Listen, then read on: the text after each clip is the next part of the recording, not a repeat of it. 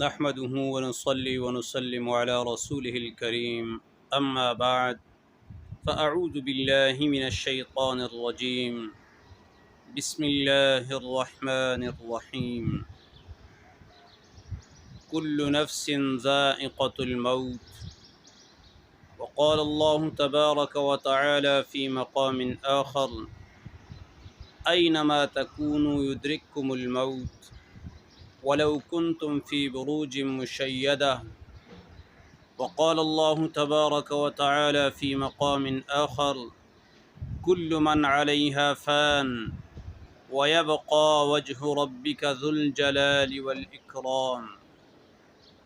آمنت بالله صدق الله العظيم وبلغنا رسوله النبي الأمي الكريم۔ میرے انتہائی واجب الاحترام معزز و محترم گرامی قدر سامعین کرام،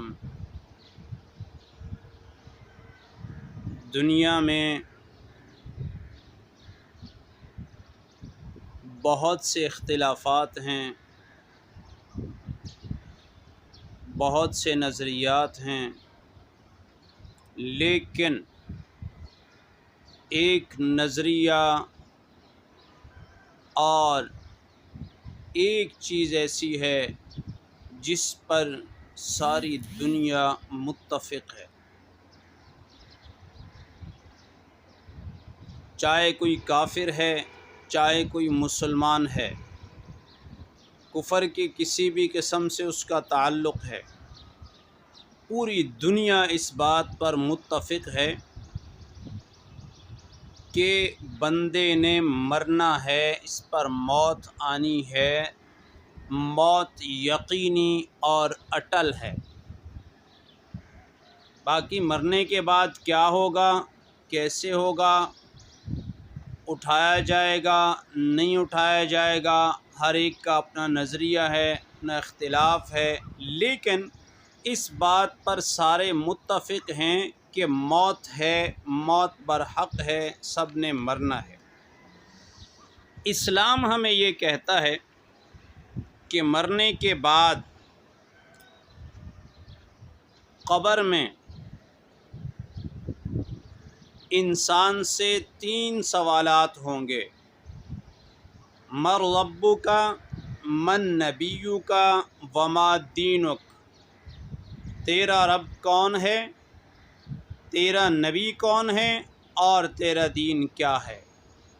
یہ 3 سوالات ہر قسم کے انسان سے ہوں گے، چاہے وہ مسلمان ہے، چاہے وہ کافر ہے یا کفر کی کسی بھی قسم سے اس کا تعلق ہے۔ یہ 3 سوالات ان سے ہوں گے۔ جو مسلمان ہوں گے، جنہوں نے اسلام کے تحت زندگی گزاری ہوگی، جنہوں نے شریعت اسلامیہ کی پابندی کی ہوگی، جنہوں نے رسول اللہ صلی اللہ علیہ وسلم کی مبارک سنتوں کے مطابق زندگی گزاری ہوگی، وہ جواب دیں گے ربی اللہ، نبی محمد الرسول اللہ، ودینی الاسلام، میرا رب اللہ ہے، میرا نبی رسول اللہ صلی اللہ علیہ وسلم محمد الرسول اللہ ہیں، اور میرا دین اسلام ہے۔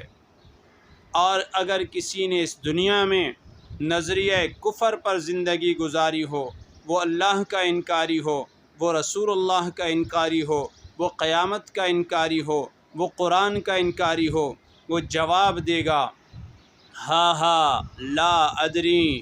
ہا ہا لا ادری، ہا ہا لا ادری، ہائے افسوس میں نہیں جانتا،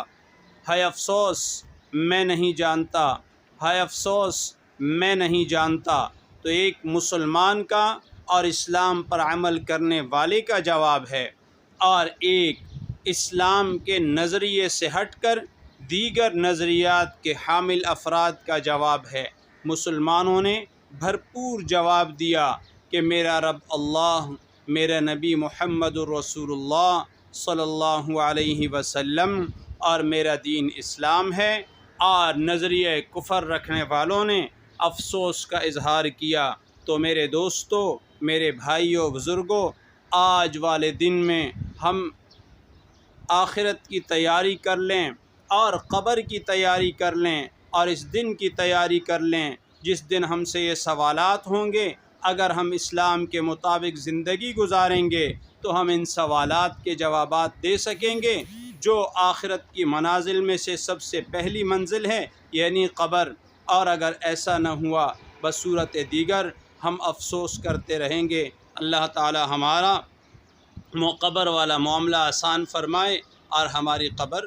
آخرت کی منازل میں سے اچھی منزل اور جنت کا گھر بنا دے۔ وما علینا الا البلاغ المبین۔